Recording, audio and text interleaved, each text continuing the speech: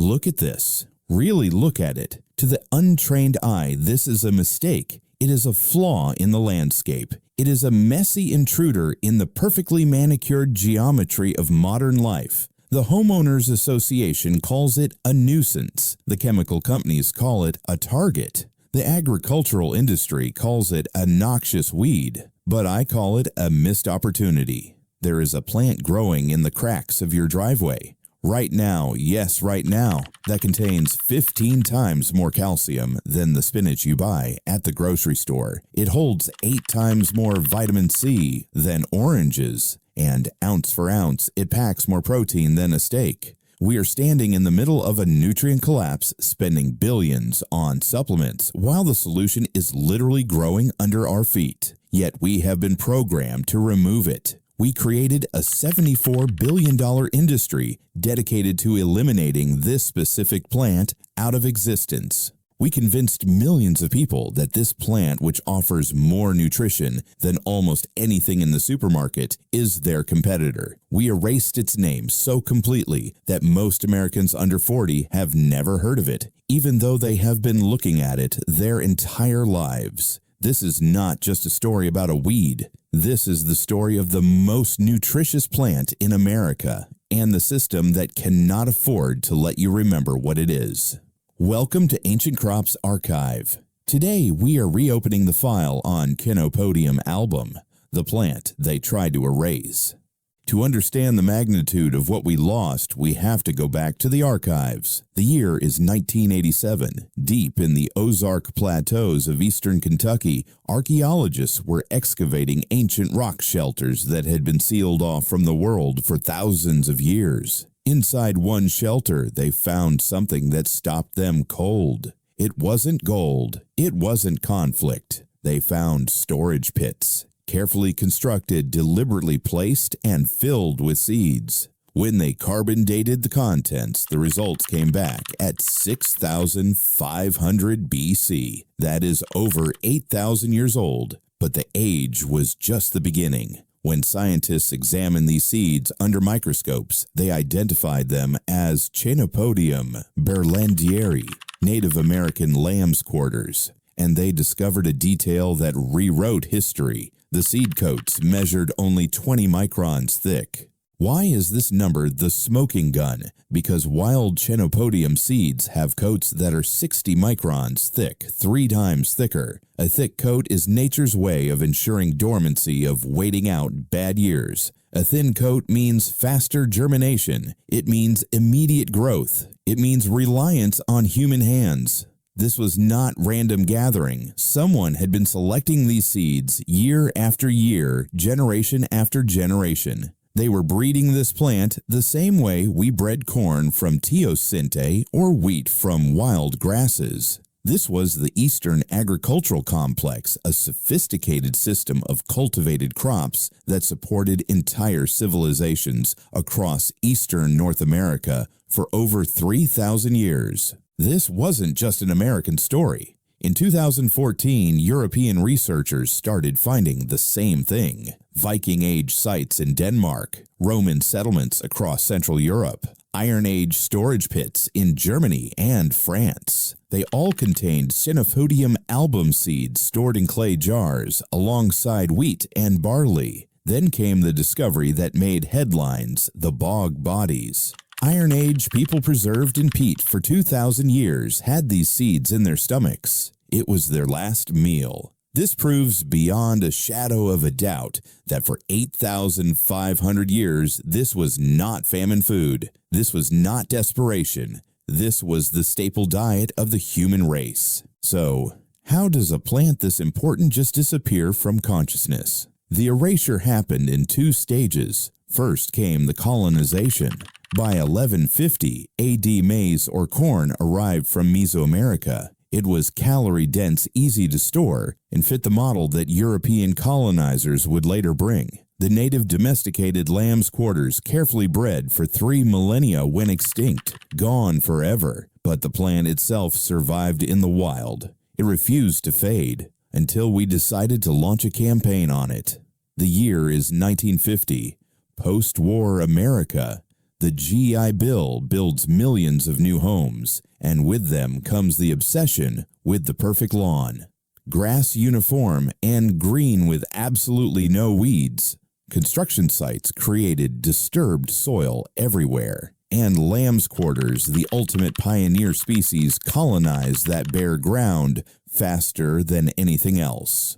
Homeowners panicked, and the chemical companies saw a billion-dollar opportunity. In 1947, the Scotts Company began mass marketing herbicides. The active ingredient was 2,4-D. Let me tell you about 2,4-D. It was developed during World War II as part of military research. When the war ended, chemical companies needed a new market for these compounds. American lawns became the new frontier. By the 1960s, homeowners associations wrote bylaws prohibiting noxious weeds, listing lamb's quarters by name. You could be fined for allowing food to grow on property you own. Today, the herbicide industry is a $40 billion global market. Weed control adds another $34 billion. We are spending $74 billion annually to control plants with lamb's quarters as target number one.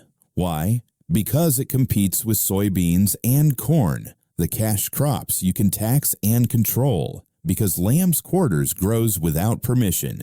It heals soil instead of depleting it. It feeds people without asking for a credit card. That kind of abundance is dangerous to an economy built on scarcity. They called it a weed to make you buy their pills. Let's look at the data they ignore. 1 cup of lamb's quarters contains 464 milligrams of calcium. Spinach, the king of leafy greens, has 30 milligrams. That means you would have to eat 15 cups of spinach to equal the calcium in just 1 cup of this weed. Vitamin C, 66 milligrams per cup compared to spinach at 8.4 milligrams. It has more iron, more protein, and more B vitamins than cabbage or spinach. And vitamin K 1 cup gives you 741% of your daily requirement. Michael Pollan, the renowned food activist, didn't mince words. He called lamb's quarters and purslane 2 of the most nutritious plants in the world. Not vegetables, plants. The Tohono O'odham people cultivated it for thousands of years without laboratories. European peasants knew chickens grew fat on it. That's why they called it fat hen. But here is what makes it truly revolutionary. You cannot patent it. You cannot genetically modify it to depend on specific fertilizers. It threatens the vitamin industry, the calcium supplement market, and the leafy greens monopoly. All of these industries depend on you believing that health is something you must buy. Lamb's quarters proves that health is something that grows for free. We are entering an era of climate chaos.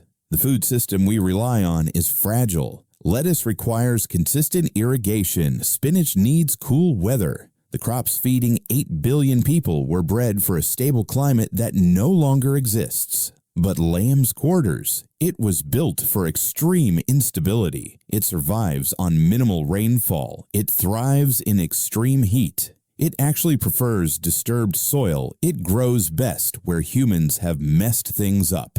And its biology is a masterclass in survival. A single plant produces 75,000 seeds. Think about that number, 75,000 chances to survive. And those seeds are time travelers. They can remain viable in the soil for 40 years.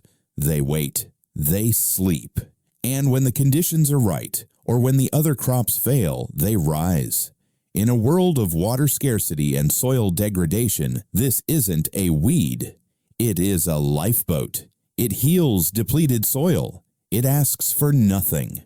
The system spent 70 years trying to suppress the very thing that could save us.